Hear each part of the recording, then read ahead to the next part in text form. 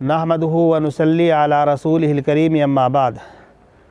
बुज़ुर्गान मोहतरम, सदक़े फ़ितर से मुताल्लिक़ कुछ मालूमात आप हज़रात तक पहुँचाने की कोशिश की जा रही है। सबसे पहले आप हज़रात ये समझ लीजिए सदक़े फ़ितर का वक्त क्या है, सदक़े फ़ितर वाजिब किस वक्त होता है। तो हज़रात उलमा और फ़ुक़हा ने फ़रमाया कि ईद वाले दिन सुबह सादिक के वक्त, तुलुए फ़जर के वक्त सदक़े फ़ितर वाजिब होता है।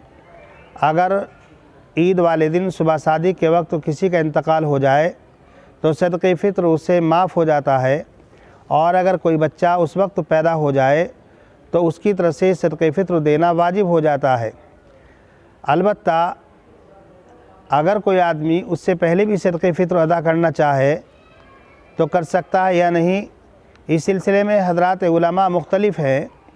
बाद हज़रात उलमा तो ये फ़रमाते हैं कि जैसे सदक़े फ़ितर रमज़ान में दिया जा सकता है तो रमज़ान से पहले भी दिया जा सकता है, जबकि बाद उलमा की राय ये है कि रमज़ान से पहले देना जायज़ नहीं, अलबत्ता रमज़ान में दिया जा सकता है। जबकि बाद उलमा की राय ये है कि ईद से 1-2 दिन पहले ही सदक़े फ़ितर दिया जा सकता है, उससे पहले नहीं। लेकिन बहरहाल हमारे नज़दीक पूरे रमज़ानुल मुबारक में सदक़े फ़ितर कभी भी दिया जा सकता है। दूसरी बात यह है सदक़े फ़ितर का मकसद क्या है, हिकमत क्या है। तो रसूल अकरम सल्लल्लाहु अलैहि वसल्लम ने इरशाद फरमाया कि सदक़े फ़ितर के अंदर 2 हिकमतें और 2 मसलहतें हैं। पहली हिकमत और मसलहत ये है कि रोज़े के अंदर हमसे बहुत सारी लगदिश होती हैं, बहुत सारी कोताहियाँ होती हैं। इंसान रोज़ा रखने के बाद फ़ुज़ूल बातें करता है, तो इस सदक़े फ़ितर के ज़रिए से रोज़े में होने वाली कोताहियाँ, होने वाली लगदिशें अल्लाह तबारक व तआला इस सदक़े फ़ितर के ज़रिए से उनको माफ़ कर देता है। और दूसरा मकसद ये है कि समाज में ईद वाले दिन कोई आदमी भूखा ना रहे, हर आदमी मालदारों की तरह ईद वाले दिन खुशी में शरीक हो सके, ये इसका मकसद है। अब ये रहा मसला कि सदक़े फ़ितर किस पर वाजिब होता है।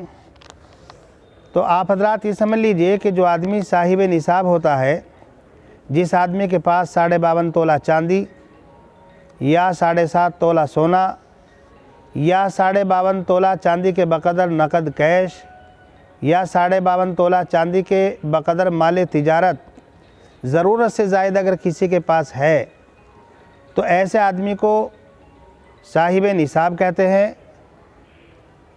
ऐसे आदमी को निसाब का मालिक कहा जाता है। ऐसे शख्स पर सदक़े फ़ितर वाजिब होता है। लेकिन ज़कात के निसाब में और सदक़े फ़ितर के निसाब में थोड़ा सा फ़र्क है। वो फ़र्क यह है कि ज़कात के निसाब में उस निसाब पर साल भर गुज़रना ज़रूरी होता है, जबकि सदक़े फ़ितर के निसाब में साल भर गुज़रना ज़रूरी नहीं होता। अगर किसी आदमी के पास सुबह सादिक से पहले, सुबह सादिक के वक्त ईद वाले दिन ही कहीं से माल आया है, वो साहिब निसाब हो गया, तो उस पर सदक़े फ़ितर वाजिब हो जाएगा। इसी तरीके से ज़कात के निसाब के अंदर माल का नामी होना, बढ़ना होना ज़रूरी होता है, जबकि सदक़े फ़ितर के अंदर निसाब के अंदर निसाब का नामी होना, उसके अंदर नमू का पाया जाना ये ज़रूरी नहीं होता। बल्कि घर के अंदर जो ज़रूरत से ज़ायद चीज़ें रखी रहती है, मिसाल के तौर से ज़रूरत से ज़ायद कपड़े हैं, किसी आदमी के पास ज़रूरत से ज़ायद किराए का मकान है, किसी आदमी के घर में टेलीविज़न विशार रखा हुआ है, तो सदक़े फ़ितर के निसाब में इन चीज़ों की कीमत को भी जोड़ा जाएगा।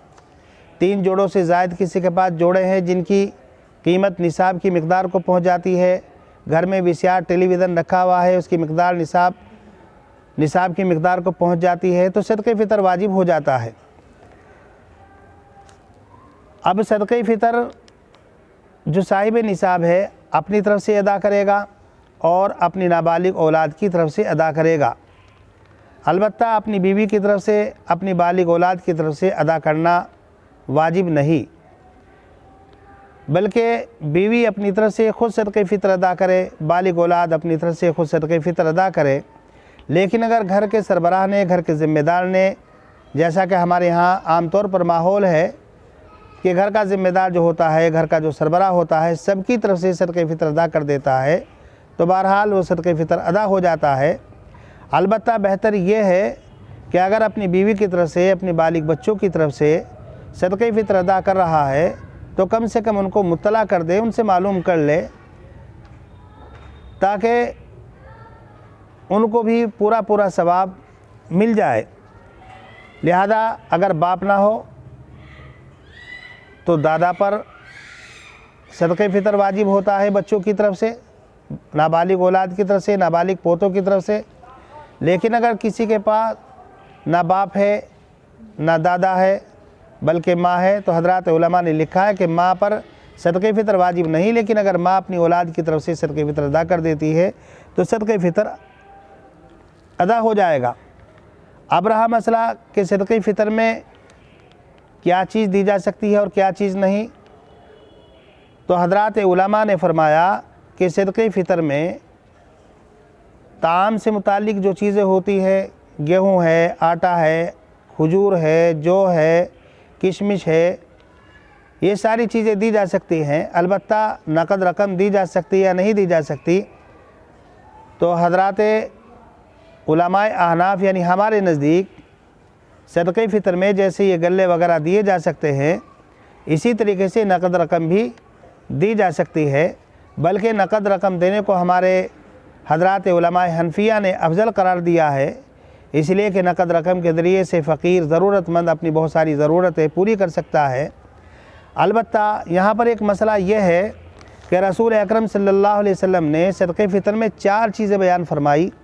नंबर 1 गंदुम, नंबर 2 जौ, नंबर 3 खजूर, नंबर 4 किशमिश। तो इस सिलसिले में ये बात मलहूद खातिर रहना चाहिए कि जो आदमी साहिब निसाब है, मालदार नहीं है, लेकिन उसके पास 52.5 तोला चांदी या इसके बकदर माल तिजारत या नकद कैश है, तो ऐसा आदमी 1.25 किलो गंदुम दे दे या 1.25 किलो आटा दे दे। लेकिन थोड़ा सा जो कुछ बढ़ा हुआ है तो वो जौ दे दे, इसलिए कि जौ की कीमत ज़्यादा बैठती है। और जिसके कुछ अच्छे हालात हैं और भी, तो वो बजाय गंदुम देने के 3.5 किलो खजूर दे दे। या और भी अच्छी हैसियत का आदमी है, अल्लाह तबारक व तआला ने उसको नवाजा है, तो वो 3.5 किलो किशमिश दे दे। इसलिए कि इसका मकसद गरीब लोगों की ज़रूरत को पूरा करना है, उन लोगों के साथ में खैरखाही करना है। ये नहीं कि जो आदमी साहिब निसाब जिसके पास 52.5 तोला चांदी है वो भी गेहूं के ज़रिए से सदक़े फ़ितर अदा कर रहा है, और जो अरबपति है वो भी 1.25 किलो या 1.25 किलो गेहूं के बकदर कीमत दे रहा है, ये मुनासिब नहीं। लिहाजा इस सिलसिले में अपनी अपनी हैसियत के हिसाब से, जिसमें हैसियत गंदुम देने की है वो गंदुम दे, आटा देने की है आटा दे, इनकी कीमत दे। जिसकी हैसियत जौ देने की है जौ दे, जिसकी हैसियत खजूर देने की है खजूर दे, जिसकी हैसियत किशमिश देने की है वो किशमिश दे। इसलिए कि रसूल अकरम सल्लल्लाहु अलैहि वसल्लम ने 4 चीज़ें जो बयान फरमाई है वो लोगों के हालात के एतबार से बयान फरमाई। आखिर में सदक़े फ़ितर किसको दिया जाए, तो देखिए सदक़े फ़ितर उन्हीं लोगों को दिया जाए जिनको ज़कात दी जाती है। मसारिफ़ ज़कात जो है 8 है, उनमें से एक हमारे नज़दीक साकित है, तो इस वक्त 7 जो हैं जिसको अल्लाह तबारक व तआला ने कुरान करीम की आयत इन्नमा सदक़ातु लिल फ़ुक़रा वल मसाकीन वल आमिलीन अलैहा वल मुअल्लफ़ति क़ुलूबुहुम व फ़िर रिक़ाब वल गारिमीन फ़ी सबीलिल्लाह व इब्न सबील फ़रीदतन मिनल्लाह। तो इसमें 8 मसारिफ़ ज़कात को बयान किया गया है और एक मसला मुअल्लफ़त क़ुलूब इंदल अहनाफ साकित है। लिहाजा इन 7 किस्मों में से किसी को भी सदक़े फ़ितर दिया जा सकता है। सदक़े फ़ितर एक आदमी का मुख्तलिफ़ लोगों को भी दिया जा सकता है और मुख्तलिफ़ लोगों का सदक़े फ़ितर एक आदमी को भी दिया जा सकता है। लेकिन इसमें थोड़ा ध्यान रखना चाहिए कि एक आदमी को कम से कम इतना तो ज़रूर दिया जाए कि वो अपनी एक वक्त की या एक दिन की ज़रूरत को पूरा कर सके। ऐसा ना हो कि एक सदक़े फ़ितर 10 आदमियों में तकसीम कर दिया जाए, मालूम ये हुआ कि किसी की भी ज़रूरत पूरी ना हो। लेकिन सदक़े फ़ितर में मालिक बनाना ज़रूरी है, जैसे ज़कात के अंदर मालिक बनाना ज़रूरी होता है, ऐसे ही सदक़े फ़ितर के अंदर मालिक बनाना ज़रूरी है। इसी वजह से हज़रात उलमा ने लिखा है मस्जिदों में मदरसों में सदक़े फ़ितर का देना जायज़ नहीं है। हाँ, अलबत्ता आपने किसी को मालिक बना दिया, वो अपनी तरफ से मदरसे में दे दे, वो अपनी तरफ से मस्जिदों में दे दे, तो इसकी बहरहाल इजाज़त है। ये सदक़े फ़ितर से मुताल्लिक़ चंद बातें जो मेरे जहन में इस वक्त थी, मैंने इस वीडियो के ज़रिए आप हज़रात तक पहुँचाने की कोशिश की है। अल्लाह तबारक व तआला से दुआ है कि अल्लाह तबारक व तआला हम सब को अमल करने की तौफ़ीक़ मरहमत